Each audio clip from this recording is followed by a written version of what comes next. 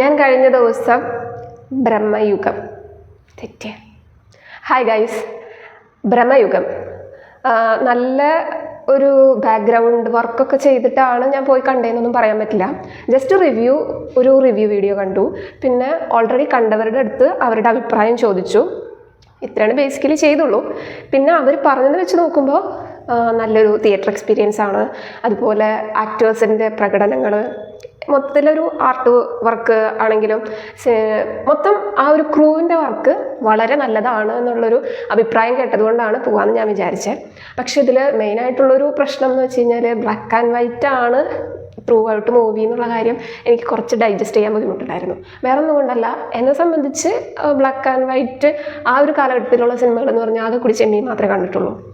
ആ ഒരു colour ഗ്രേഡിയൻറ്റിൽ full കാണുന്നതിനോടുള്ളൊരു ചെറിയ ബുദ്ധിമുട്ടാണ്, വേറൊന്നുമല്ല. എന്നാലും പോയി കാണാമെന്ന് വിചാരിച്ച് പോയി. ഒരു നോർമലായിട്ടുള്ള ഒരു പ്രേക്ഷകൻ്റെ രീതിയിൽ പറയുവാണെങ്കിൽ ഫസ്റ്റ് ഹാഫ് തീർന്ന് ഇൻ്റർവെൽ വരെയുള്ള കാര്യങ്ങൾ നോക്കുമ്പോൾ എന്നെ സംബന്ധിച്ച് എനിക്ക് തോന്നി, എന്താണ് ഈ സിനിമ, എന്താണ് ഇവർ പറയാൻ ഉദ്ദേശിക്കുന്നത്, എന്താണ് ശരിക്കും ഞാൻ കണ്ടുകൊണ്ടിരിക്കുന്നത്, അതിനെക്കുറിച്ച് വലിയൊരു ഐഡിയ ഒന്നും എനിക്കുണ്ടായില്ല. അതുകൊണ്ട് തന്നെ ഇത്രയധികം ആൾക്കാർ ഇതിനെക്കുറിച്ച് നല്ല അഭിപ്രായം പറഞ്ഞിട്ട് എന്തുകൊണ്ട് എനിക്കതൊരു ഫീൽ വരുന്നില്ല എന്നൊക്കെ ഞാൻ ചിന്തിച്ചു പോയായിരുന്നു. പക്ഷേ ഫസ്റ്റ് ഹാഫ് അത്ര മോശമാണെന്നൊന്നും പറയാൻ പറ്റില്ല.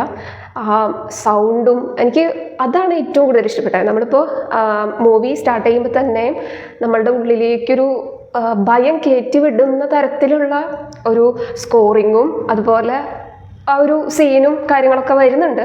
അപ്പോൾ അതിൽ തന്നെ ഉള്ളിലൊരു ഭയം കയറിയിരുന്നു ഓൾറെഡി. അപ്പോൾ അതുപോലെ പിന്നെ കണ്ടിന്യൂസ് പോകുന്ന സീനുകളിലെല്ലാം ആ ഒരു ട്രാൻസിഷൻ വരുന്നില്ലേ, ഒരു സീനിൽ നിന്ന് മറ്റൊരു സീനിലേക്ക് പോകുമ്പോൾ ഒരു ആ ട്രാൻസിഷനിൽ അവിടെ വരുന്ന ഒരു സൗണ്ട് ഉണ്ടല്ലോ, നമ്മൾ ശരിക്കും അത് കേൾക്കുന്ന സമയത്ത് എന്തോ സംഭവിക്കാൻ പോകുന്നു എന്ന് നമ്മളെ പറഞ്ഞ് വിശ്വസിപ്പിച്ചിട്ട് അതൊരു സിമ്പിളായിട്ട് മറ്റൊരു സീനിലേക്ക് പോവാം. അങ്ങനെയാണ് ചെയ്തിട്ടുണ്ടായിരുന്നത്. പിന്നെ സെക്കൻഡ് ഹാഫിലേക്ക് വരുമ്പോഴാണ് ശരിക്കും എന്താണ് സിനിമ, എന്താണ് കണ്ടുകൊണ്ടിരിക്കുന്നത്, ഈ ഓരോ വ്യക്തികളും എന്താണ്, എന്ത് കാര്യങ്ങളാണ് ആ ഒരു സിനിമയിൽ നടക്കുന്നതെന്ന് നമുക്ക് അപ്പോഴാണ് ഒരു ഐഡിയയിലേക്ക് വന്നത്. പിന്നെ ത്രൂ ഔട്ട് ഇതൊരു ബ്ലാക്ക് ആൻഡ് വൈറ്റ് സിനിമയാണെന്നുള്ള കാര്യം പോലും മറന്നുപോയി. കാര്യം ഒരു 1 അവറൊക്കെ തുടങ്ങിയ 1 അവറൊക്കെ എൻ്റെ മൈൻഡിലൊരു ചിന്ത ഉണ്ടായിരുന്നു, ഇതൊരു ഫുൾ ടൈം ഇത് തന്നെ ആയിരിക്കുമല്ലോ, ഈ ഒരു ബ്ലാക്ക് ആൻഡ് വൈറ്റ് മാത്രമാണല്ലോ കാണുള്ളൂ, കളർ എന്ന് പറഞ്ഞ സംഭവം ഇല്ലല്ലോ എന്നൊക്കെ നമ്മുടെ മൈൻഡിലുണ്ട്. പക്ഷേ ഈ സെക്കൻഡ് ഹാഫിലേക്ക് കടക്കുന്നതോടുകൂടി നമ്മളതിൽ ഇറങ്ങിപ്പോവാണ് ആ മൂവിയിലേക്ക്. പിന്നെ ഓരോ സീനും ഓരോ ഡയലോഗുകളാണെങ്കിലും അഭിനയത്തിൻ്റെ കാര്യമൊന്നും പറയാനില്ല. അത് ഓൾറെഡി എന്നേക്കാൾ കൂടുതൽ നന്നായിട്ട് പറയുന്ന ആൾക്കാർ ടെക്നിക്കലി അതെല്ലാം പറഞ്ഞത് നിങ്ങൾക്കറിയാവുന്ന കാര്യമായിരിക്കും. പക്ഷെ എന്നിരുന്നാലും കുറച്ച് പേരേ ഉള്ളെങ്കിലും അവരാ റോളൊക്കെ ചെയ്തേക്കുന്നത് ഗംഭീരമാണ് കേട്ടോ. പിന്നെ മമ്മൂക്കയുടെ കാര്യമൊന്നും പറയാനില്ല.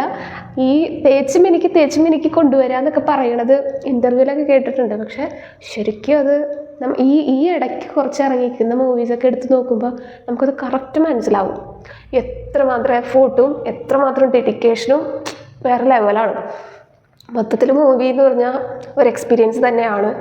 നമുക്ക് ആ ഒരു സൗണ്ടാണെങ്കിലും വിഷ്വലാണെങ്കിലും അവരുടെ ആ ഒരു അഭിനയമാണെങ്കിലും മൊത്തത്തിൽ മൂവി നല്ലൊരു ഇമ്പാക്റ്റ് നമുക്ക് തരുന്നുണ്ട്. പിന്നെ ആ ഒരു എക്സ്പീരിയൻസ് എന്ന് പറയുമ്പോൾ ആ തിയേറ്ററിൽ പോയി കാണുമ്പോൾ ആ തിയേറ്ററിൽ നമുക്ക് കിട്ടുന്നത് നമുക്ക് OTTയിലൊക്കെ വന്നു കഴിഞ്ഞാൽ കിട്ടാൻ യാതൊരുവിധ സാധ്യതയില്ല. കാരണം അങ്ങനെ ഒരു മൂഡിലാണ് സിനിമ പോകുന്നത്. പിന്നെ എൻ്റെ ഒരു പേഴ്സണൽ അഭിപ്രായം പറയുവാണെങ്കിൽ എല്ലാവർക്കും ഇഷ്ടപ്പെട്ടു എന്ന് വരില്ല. പക്ഷെ ഒരു മുത്തശ്ശി കഥ പറഞ്ഞു കൊടുക്കുന്നത് കേൾക്കുന്ന കുട്ടി മനസ്സിൽ ഇങ്ങനെ ഇമാജിനേഷൻ ചെയ്യുമ്പോൾ ആ കുട്ടി എങ്ങനെയാണോ അത് കാണുന്നത് അതുപോലെ നമുക്ക് ഫീൽ ചെയ്യും. ഏറ്റവും അവസാനത്തേക്ക് വന്നപ്പോഴാണ് എനിക്ക് ഇതൊക്കെ ഇങ്ങനെയൊക്കെയാണ്, ഇതാണ് ഇവർ ഉദ്ദേശിച്ചത്, അല്ലെങ്കിൽ ഇങ്ങനെയായിരുന്നു എന്നൊക്കെ മനസ്സിലാക്കാൻ പറ്റിയത് ലാസ്റ്റിലേക്ക് വന്നപ്പോൾ തന്നെയാണ്. അപ്പോൾ എൻ്റെ അഭിപ്രായം ഇതാണ്, എനിക്കിഷ്ടപ്പെട്ടു. പിന്നെ കാണാത്തവരാണെങ്കിൽ പോയി കാണുക. തിയേറ്റർ എക്സ്പീരിയൻസ് അത് ഒരു ഫീല് തന്നെയാണ്. അപ്പോൾ അടുത്ത വീഡിയോ കാണാം. ബൈ.